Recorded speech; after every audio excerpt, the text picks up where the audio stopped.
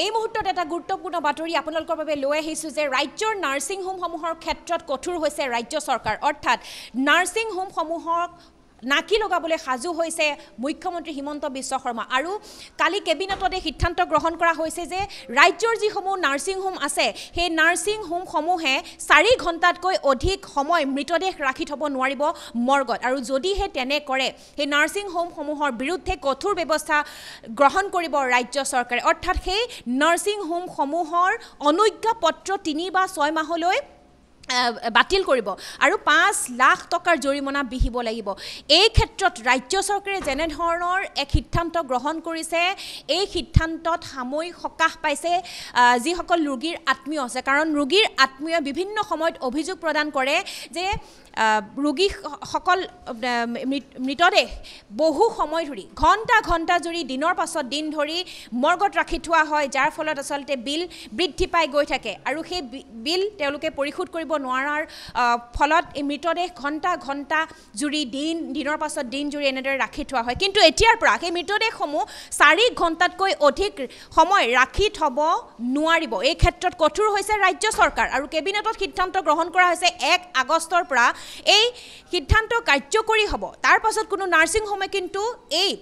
যি নিৰ্দেশনা নমনাকৈ থাকিব নোৱাৰিব যদিহে এই নিৰ্দেশনা ভংগ কৰে তেতিয়াহ'লে 3 পৰা 6 মাহলৈ তেওঁলোকৰ অনুজ্ঞাপত্ৰ বাতিল কৰা হ'ব লগতে 5 লাখ টকাৰ জৰিমনা বিহিব লাগিব ৰাজ্য চৰকাৰক আৰু যদিহে এই কাণ্ডৰ পুনৰাবৃত্তি হৈ থাকে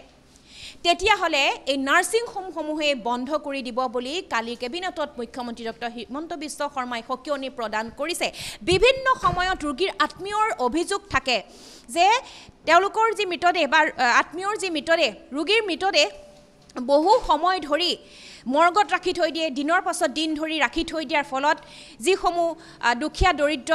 লোকৰ মৃতদেহ থাকে সেই মৃতদেহসমূহৰ ক্ষেত্ৰত বিল পৰিশোধ কৰিব নোৱাৰে তাৰ ফলত বিল বৃদ্ধি পাই গৈ থাকে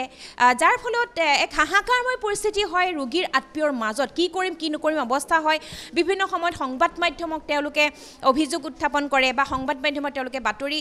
সম্প্ৰচাৰ কৰিবলৈ তেওঁলোকে অনুৰোধ কৰে কিন্তু এতিয়াৰ পৰা অৰ্থাৎ 1 আগষ্টৰ পৰা যেতিয়া কাৰ্যকৰী হ'ব এই যি ঘোষণা তাৰ পাছত কিন্তু কোনো নাৰ্ছিং হোমে তেওঁলোকৰ ময়মতালি কৰিব নোৱাৰিব তেওঁলোকে নিজৰ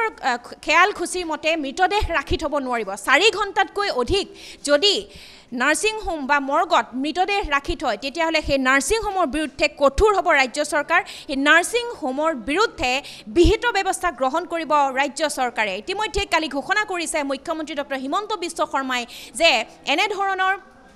কাম কৰিলে এনেধৰণে মৃতদেহসমূহ 4 ঘণ্টাতকৈ অধিক সময় যদি ৰাখি থৈ দিয়ে তেনেহ'লে তেওঁলোকৰ অনুজ্ঞাপত্ৰ বাতিল কৰিব লগতে 5 লাখ টকাৰ জৰিমনা বিহিব আৰু যদিহে এনেধৰণৰ কাণ্ড পুনৰাবৃত্তি হয় তেতিয়াহ'লে সেই নাৰ্ছিং হোমখনেই বন্ধ কৰি ৰাখিব গতিকে যিসকল ৰোগী আত্মীয় তেওঁলোকলৈ সকাহ বা তেওঁলোকে এই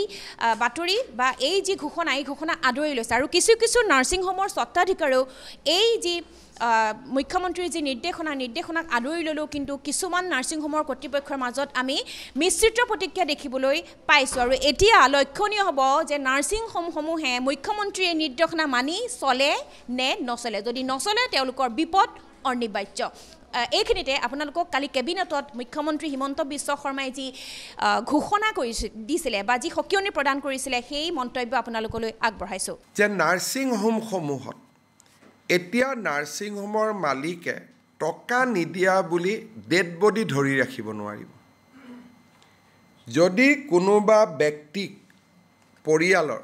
মৃত শৰীৰ নাৰ্ছিং হোমে 4 ঘণ্টাতকৈ বেছি ধৰি ৰাখে তেতিয়াহ'লে সেই ব্যক্তিগৰাকীয়ে 104ত ফোন কৰিব নহ'লে লোকেল পুলিচক ফোন কৰিব the dignity to the dead person is paramount কোনো ডেড বডি তেওঁলোকে মৰ্গত পইচা নিদিয়া বুলি ৰাখি